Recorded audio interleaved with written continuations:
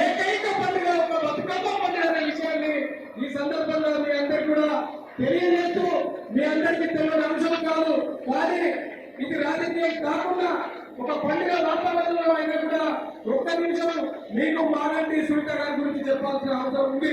ఇవాళ మీ అందరికీ కూడా తెలుసు, మాగంటి గోపీనాథ్ గారు జై తెలంగాణ అక్క ఒక్కసారి పిడికిలు లేవాలి, మీ పిడికిలు చూస్తే మొగల్లో భయపడాలి.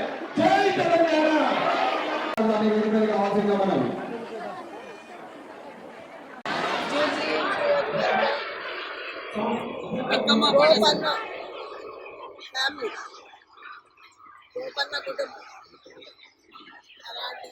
కుటుంబ ప్రజలకు, ఫ్యామిలీ ప్రజలకు గోపన్న తరఫున, గోపీనాథ్ తరఫున బతుకమ్మ శుభాకాంక్షలు. ఇంతమందిలో మీ బతుకమ్మ ఆడడం ఎలా అనిపిస్తుంది? ప్రజలందరూ ఐకమత్యంగా, పార్టీలకు అతీతంగా అందరూ కలిసిమెలిసి ఆడేదే బతుకమ్మ. ప్రజలు టీఆర్ఎస్ పార్టీని ఆదరిస్తున్నారు. కేసీఆర్ గారు చేసిన అభివృద్ధి పనులు, ఆయన ఇచ్చిన ప్రజల నుంచి రెస్పాన్స్ ఎట్లా వస్తుంది మేడం? గోపన్నం తరఫున కలుసుకుంటారు.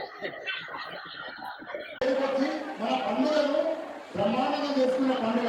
ఒకప్పుడు మన గోపన్న మన ఇంట్లో అన్నది, మన కొడుకై, మనకు తమ్ముడై మనతో ఉన్నారు. ఆయన ఎమ్మెల్యేగా ఉండేవారు. వారి కుటుంబానికి బీఆర్ఎస్ పార్టీ అండగా ఉంది.